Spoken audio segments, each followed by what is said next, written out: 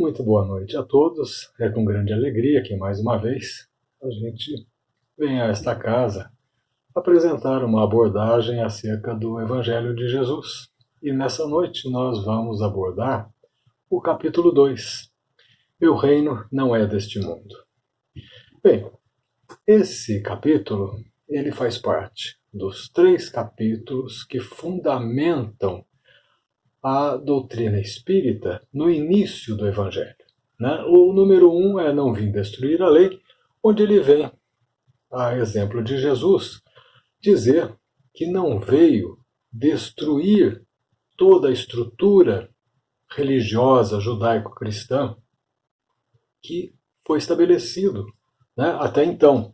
Ou seja, esse Evangelho segundo o Espiritismo não é nada mais, nada menos do que o próprio Evangelho de Jesus, escrito pelos evangelistas, a saber, Marcos, Mateus, Lucas e João, complementado ricamente por Paulo de Tarso, e que, nesse Evangelho, esse, segundo o Espiritismo, não faz nenhuma modificação do que trouxe Jesus. Ao contrário, da mesma forma que Jesus disse, não vim destruir a lei, não veio destruir o que trouxeram os profetas e Moisés, ele, Jesus, dessa mesma forma, no seu evangelho, mas colocado segundo o Espiritismo, ele vem esclarecer outras abordagens que, quando Jesus trouxe, não eram possíveis de serem abordadas. E para estruturar essa maneira de colocar o próprio Evangelho de Jesus da forma com que é mostrada e demonstrada e comprovada pela doutrina espírita, ele fundamenta os 3 parâmetros mais importantes da doutrina espírita, que ele vem dizer. No número 4, ninguém vai ao Pai se não nascer de novo, abordando os aspectos da reencarnação.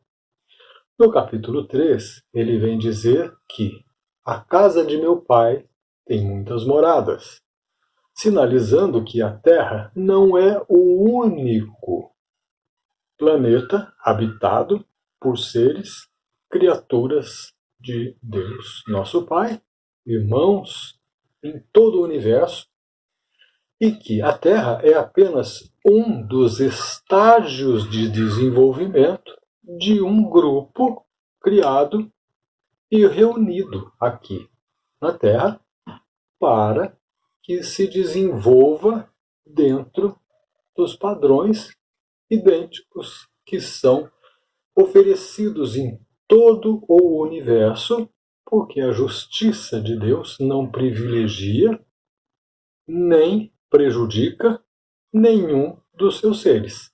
Trata todo mundo com a mais absoluta justiça igualitária, de forma que a cada um conforme suas obras.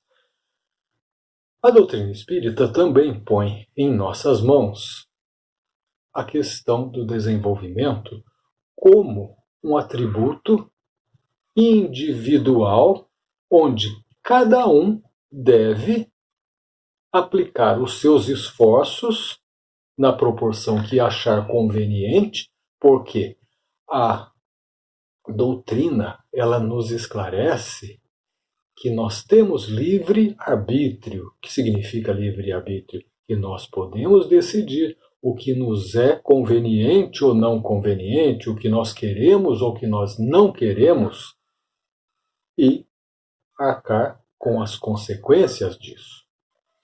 É claro que nós precisamos estar abalizados dentro do melhor critério possível para que possamos fazer boas escolhas.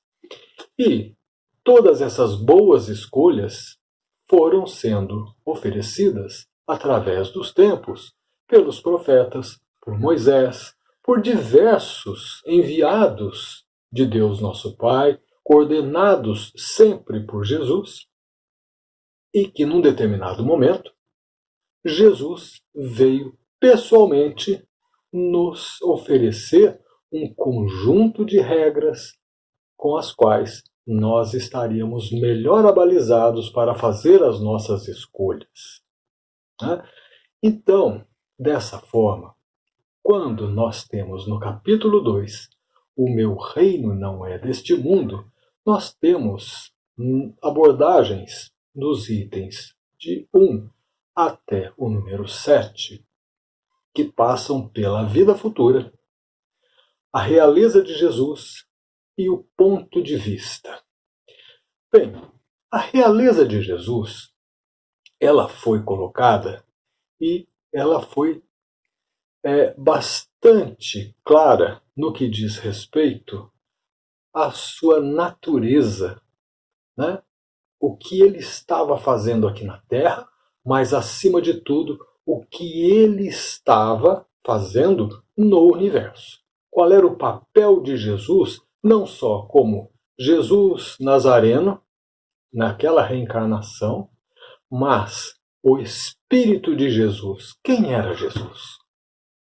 Bem, e aí Pilatos, né, teve a oportunidade de conversar diretamente com ele, de arguí-lo, porque ele estava sendo julgado, ele fora entregue pelos judeus aos romanos, e ali ele estava sendo julgado. Então, de um lado estava Pilatos, né, e do outro lado o povo que iria fazer uma escolha.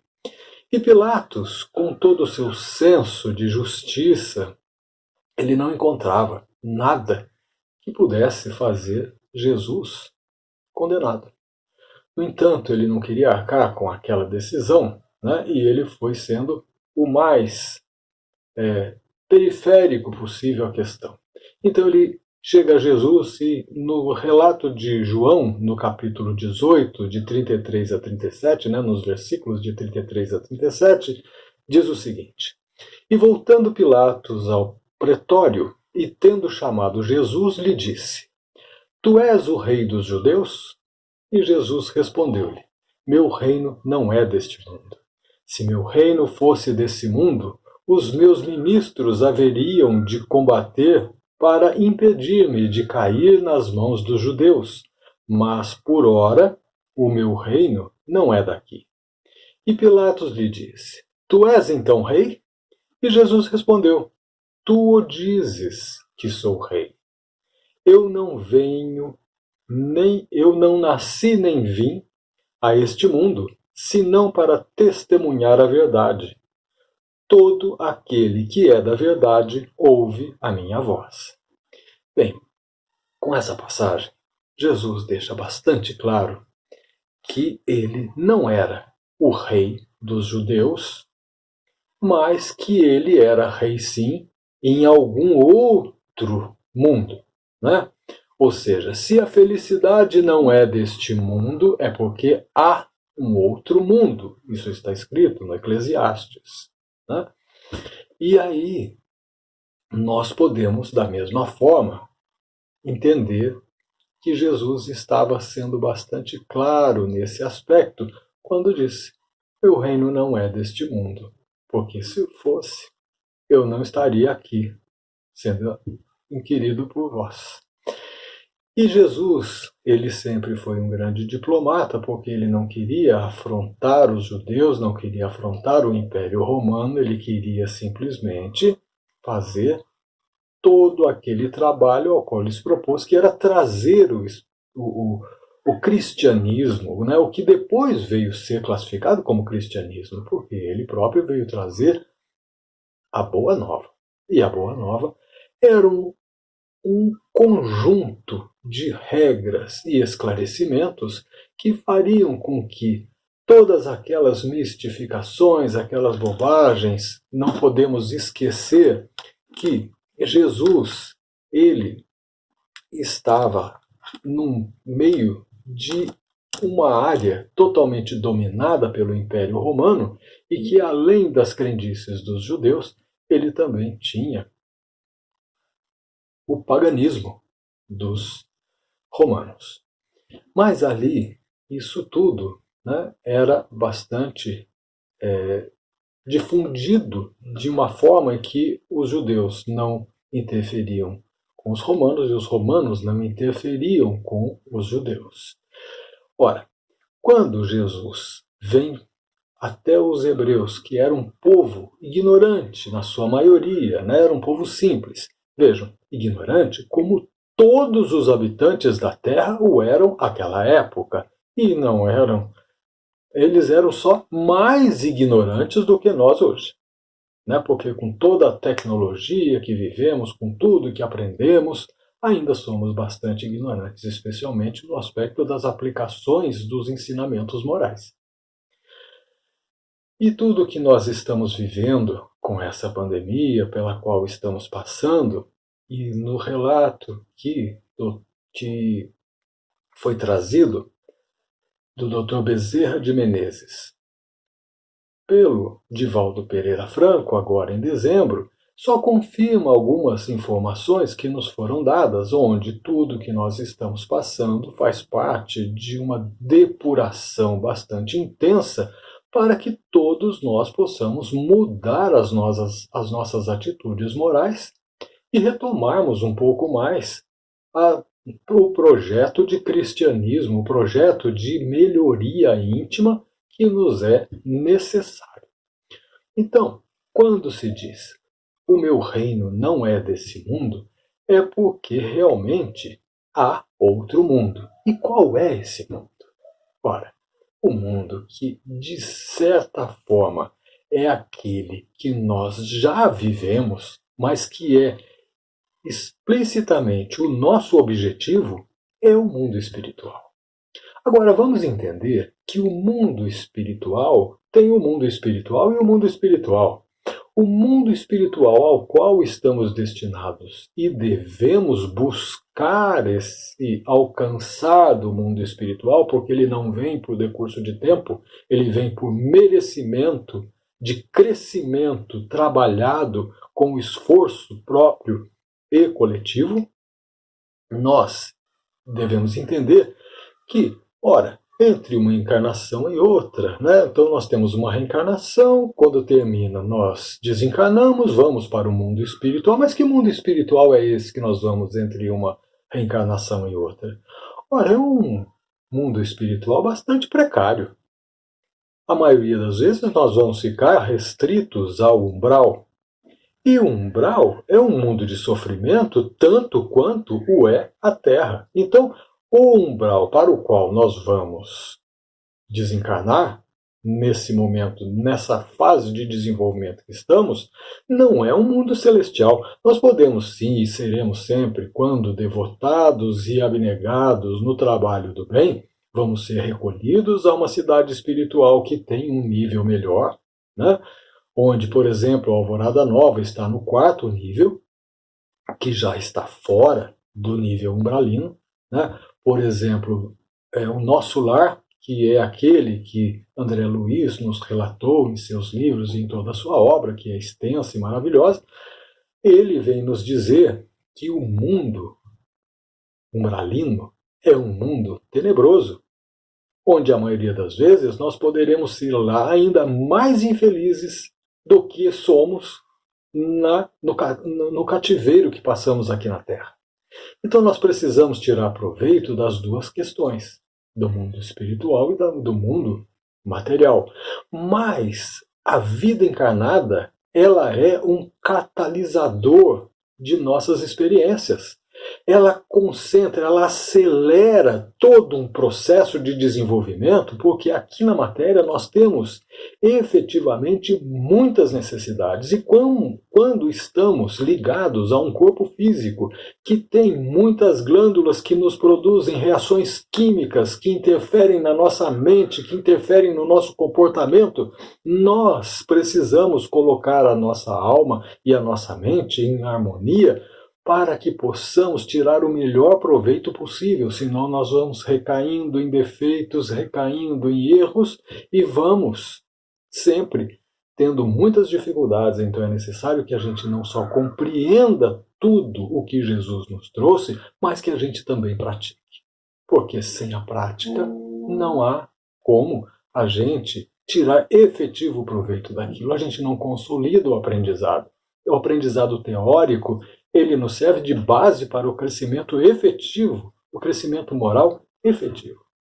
E quando nós falamos da realeza de Jesus, que tem a autoridade moral de nos recomendar tudo o quanto ele recomendou, tudo o quanto de maravilhoso ele nos trouxe com seu evangelho, que ele trouxe não com palavras, mas com exemplo, né? Porque quando vamos educar nossos filhos, não são nossas palavras que educam, são o nosso comportamento que vai exemplificar a vida que ele copia. Então, Jesus, como um irmão mais velho, que assume o papel de pai, ele vem nos mostrar o exemplo daquilo que devemos praticar. E aí nós vamos dizer, mas e a realeza de Jesus? De onde vem a realeza de Jesus? Ora, quando Jesus estava participando da organização do Sistema Solar, que veio promover a criação de uma terra que ele apadrinhou, e aqui foram estabelecidos os meios necessários para receber toda essa nossa população que habita a Terra. Jesus já era um espírito da esfera crística e ele já era o coordenador disso tudo. Portanto, ele, embora seja nosso irmão, criado simples e ignorante como todos nós, ele está milhões de anos à nossa frente. Ele está num nível de desenvolvimento infinitamente maior do que o nosso. E é por isso que ele nos acolhe como um pai. Mas também ele tem a sua realeza.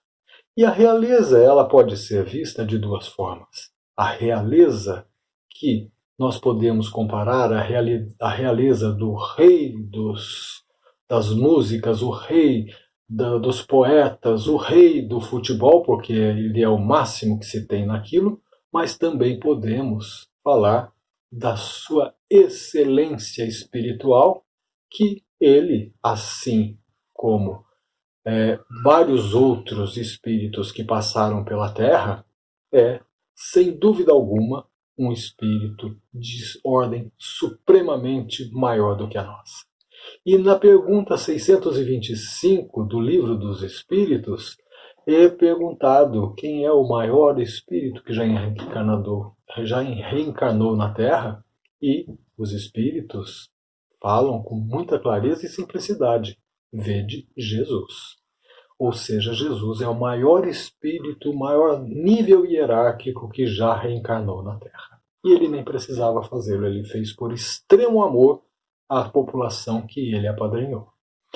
E aí, quando nós vamos falar do ponto de vista, esse sim é a joia da coroa desse capítulo, porque o ponto de vista que nos traz que nosso passar pela Terra, ele é extremamente efêmero perante a imensidão do tempo que iremos viver no mundo espiritual, no mundo depois que alcançarmos os níveis angelicais e os níveis crísticos, nós teremos toda a eternidade de uma paz e de uma tranquilidade celestial, incomparável, jamais imaginada ou experimentada por todos nós. E é isso exatamente que nós precisamos ter em nossas mentes, porque essa realeza de Jesus exemplificada, ela vem mostrar qual é o nosso futuro, porque nós alcançaremos o nível de Jesus. E com esse nível de Jesus, nós teremos imensa capacidade de ajudar também outros milhões de irmãos, né, ou até bilhões, como é o caso da Terra, como fez Jesus. Porque esse é o nosso objetivo, é o nosso projeto. E Deus, nosso Pai, nos oferece dessa forma a oportunidade de crescermos. Nos oferece Jesus como um guia, nos oferece muitos espíritos, nossos anjos de guarda e nossos espíritos que auxiliam no projeto de crescimento pela caridade e pelo amor, nós todos nos ajudamos mutuamente, que esse é o mecanismo do universo. O universo não é feito de interferências diretas de Deus, ela é feita pelas interferências indiretas através de espíritos, como todos nós o somos, onde cada um é apto a ajudar aqueles que estão à sua volta ou abaixo de si. Aquele que tem algum tipo de desenvolvimento que o utilize em favor dos seus irmãos. E essa é a mensagem de hoje. O meu reino não é deste mundo. É essa a mensagem que temos para o estudo de hoje. Muito obrigado pela atenção, meus irmãos. Que Deus e Jesus ilumine e guarde a todos nós. Muito boa noite e até uma próxima oportunidade.